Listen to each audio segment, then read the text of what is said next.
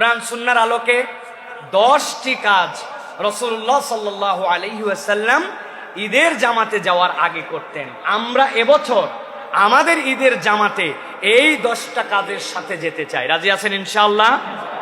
তাহলে ঈদের দিনের 10টি আমল যা আমাদের ঈদকে সুন্নাতে সুরভিত করবে। কি কি? 1 নম্বরে গোসল এবং পবিত্রতা।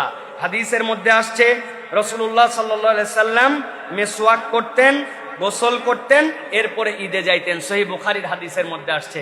অতএব আমরা গোসল তো করি, কিন্তু একটু মেসওয়াক করে নিব। মেসওয়াক করার পরে গোসল করব, গোসল করার পরে সুগন্ধি লাগাবো। এটা 1 নম্বর আমল। এটা হচ্ছে আমরা ঈদের দিনে করার চেষ্টা করব। 2 নম্বরে সুন্দর পোশাক পরা।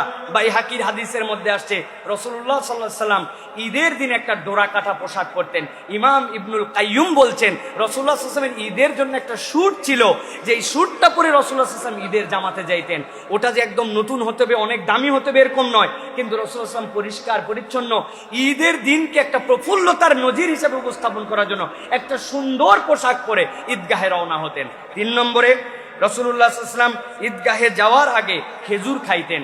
ঈদগাহে যাওয়ার আগে আমাদের জন্য কিছু খেয়ে যাওয়া, ঈদুল ফিতরের সময় সেটা 1টা 3টা খেজুর, আর ঈদুল আজহার সময়ে আসার পরে গোশত দিয়ে খাওয়া, যেই কুরবানির পশু সেটা দিয়ে খাওয়া। কিন্তু আমরা তো খাই, কিন্তু একটু খেজুর খাই না, কিন্তু আমরা সেমাই খাই বা কিছু খাই, কিন্তু একটা খেজুর যদি খেয়ে যাই তাহলে ঈদগাহে যাওয়ার এই সুন্নতটি আদায় হবে। 4 নম্বরে পায়ে হেঁটে হেঁটে ঈদগাহে যাওয়া। আপনার গাড়ি আছে, সব আছে, অনেক সময় অনেক দূরে হলে আপনি যেতে পারেন, কিন্তু নির্ধারিত একটা জায়গায় রেখে পায়ে হেঁটে হেঁটে ঈদগাহে যাওয়া, এটা রাসূলুল্লাহ সাল্লাল্লাহু আলাইহি ওয়াসাল্লামের অন্যতম একটি সুন্নত। 5 নম্বরে তাকবীর বলতে বলতে যাওয়া।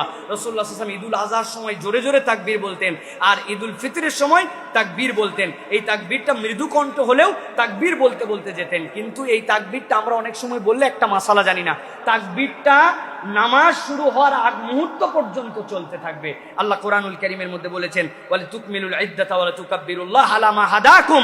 তোমরা আল্লাহর ইদ্দত পূর্ণ হওয়ার পরে আল্লাহ যে তোমাদেরকে নিয়ামত দিলেন, এটার কৃতজ্ঞতা স্বরূপ তোমরা তাকবীর পড়তে পড়তে মাঠের মধ্যে যাও। এটা হলো 5 নম্বর। এরপরে 6 নম্বর, জাবির ইবনে আব্দুল্লাহ রাদিয়াল্লাহু তাআলা থেকে বর্ণনা আসছে রাসূলুল্লাহ সাল্লাল্লাহু আলাইহি ওয়াসাল্লাম রাস্তা পরিবর্তন করে যেতেন। এক রাস্তায় যেতেন, সুযোগ পাইলে আরেক গলি দিয়ে রাসূলুল্লাহ সাল্লাল্লাহু আলাইহি ওয়াসাল্লাম ফেরত আসতেন। 7 নম্বর, শিশুদেরকে সাথে নেওয়া।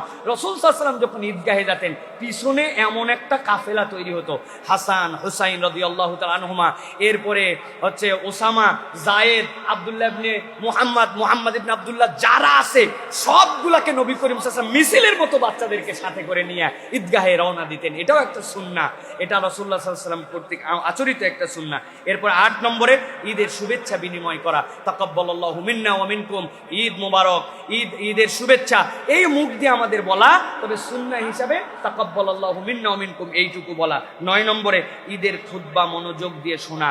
আমাদের নামাজ হয়ে যাওয়ার পর অনেক সময় আমরা ঈদের খুতবায় অনেকে গুরুত্ব দেয় না, এত ব্যস্ত হয়ে গেছে বাঙালি, অনেকে এখন চলেও আসে ঈদের নামাজের পরে, তার খুতবা শোনা অত্যন্ত গুরুত্বপূর্ণ আমল। 10 নম্বরে ঘরে ফিরে 2 রাকাত নফল সালাত আদায় করা।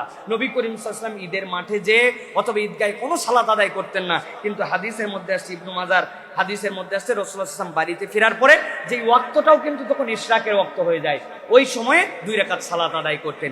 এই যে আমল আমাদের, গোসল করা, সুন্দর পোশাক পরা, ঈদগাহে যাওয়ার আগে খেজুর খাওয়া, পায়ে হেঁটে যাওয়া, তাকবীর বলা, এরপর রাস্তা পরিবর্তন করা, শিশুদেরকে সাথে নিয়ে যাওয়া, ঈদের শুভেচ্ছা বিনিময় করা, ঈদের খুতবা শোনা, ঘরে ফিরে সাধ্যে থাকলে 2 রাকাত সালাত আদায় করা, আর সাদাকাতুল ফিতর ঈদের নামাজের আগে আদায় করে ফেলা। আল্লাহ আমাদেরকে এইবারের ঈদটা ব্যতিক্রম ঈদ হিসাবে রাসূলুল্লাহ সাল্লাল্লাহু আলাইহি ওয়াসাল্লামের সুন্নাহগুলিকে আমল করে রাসূলুল্লাহ সাল্লাল্লাহু আলাইহি ওয়াসাল্লামের সুন্নায় সুরভিত একটি ঈদ আমাদেরকে দান করেন, বলেন আল্লাহুম্মা আমিন।